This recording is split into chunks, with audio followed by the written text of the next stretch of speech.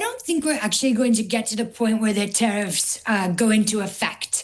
If you look at the timing of this announcement, it's a couple days after Prime Minister Mark Carney of Canada went to China and met with them, and also a week before the Davos, the Davos WEF meeting, which is next week, where a lot of European leaders will be. So I think what's going to happen is that there's going to be some sort of an agreement that is made around Greenland. Now, I think the position that President Trump's putting some of the European leaders in is, quite frankly, asking, do you want to side with the United States of America, or do you want to side with China or Russia? Because what this is all about is the Arctic, right? Who's going to control the Arctic? We know, for people, whatever someone's views on climate change is, we do know that the polar caps are melting, and that is a very, very, very important shipping lane, as well as a massive country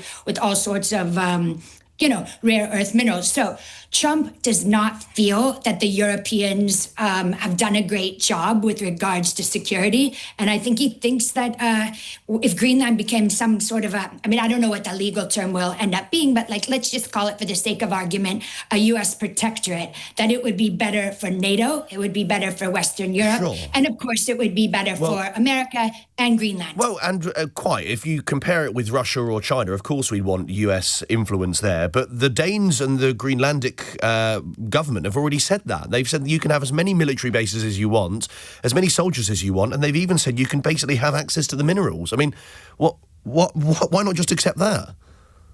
Well, because I think it's something that he feels that's going to get caught up in a lot of bureaucracy, and it's probably just easier if it does become an American protectorate. Again, why does Trump do anything? This could be a point of, where he starts the negotiation. I think a lot of us, myself included, who did vote for the man, would like to see a little more diplomacy in some of these situations. But I think he feels if he really left it out there for too long without threatening tariffs, that the Europeans would be completely indecisive and take too long. So that's why he's calling for that. How do you think, in terms of the tariffs, though, I note your point about being an arm for diplomacy, fine, but, I mean, at the end of the day, we have to take Donald Trump at his word at this point, right? And so if he is really threatening tariffs, would the UK be best, do you think, looking at responding to that by retaliating? Because we know Europe is the US's largest market, for example. Do we look at penalising tech companies? I mean, how should the UK respond?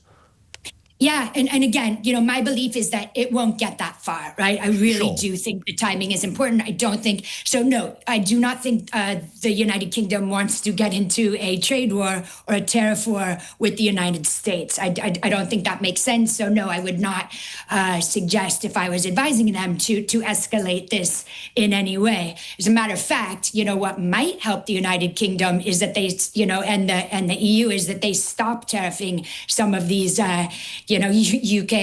US tech companies. OK, thank you for your time. Jennifer Ewing is a spokesperson for Republican Overseas UK. Tom Høyen is the last Danish minister, was the last Danish minister for Greenland, and joins me now. Thank you for your time. How do you think... all the best from Karlsruhe in Germany. Thank you for joining us. How do you think these countries, including the UK, should respond, including Germany?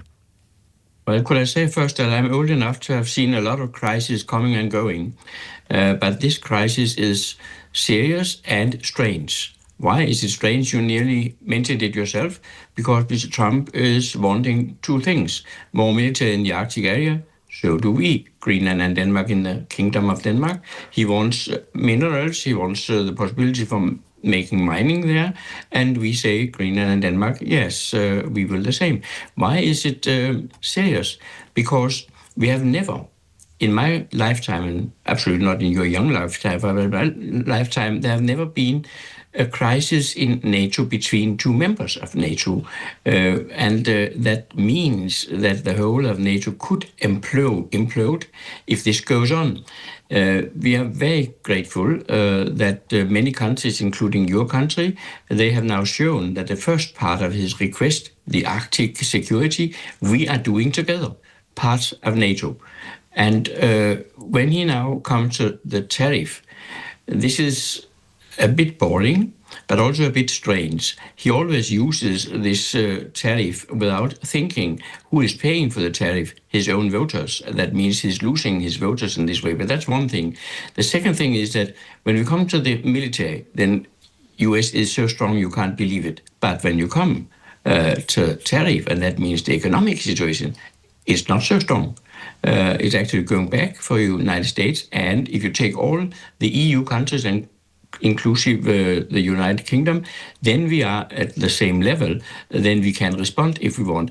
But I do not need at all to say that we should escalate the situation. We should, what we Danes have suggested and already started, have a normal diplomatic process discussing these issues, sitting around the table and not using the social media and shouting at each other. And I heard the lady before saying that it would be slow. Unfortunately, she's wrong. It's not slow, it's now.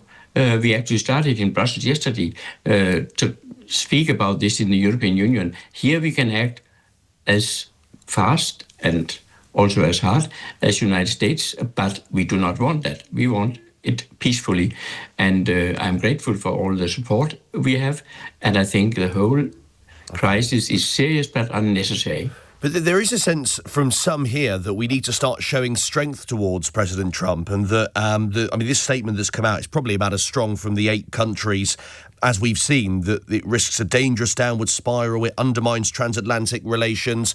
Is it time to stop sitting on the sidelines now, if we are European allies, and to make it very clear to Trump that we're not going to be sort of bullied and engage in this thuggish foreign policy? I hear that very often, and of course it is okay to say we should be at the same level, but if we start to escalate, then it ends in a conflict. And it's better to be a politician, not escalating, but trying to talk about the things in a normal room with diplomacy. And I think that it is not humiliating to be clever or intelligent. And here I think that Mr. Trump maybe needs an intelligent answer instead of a strong answer.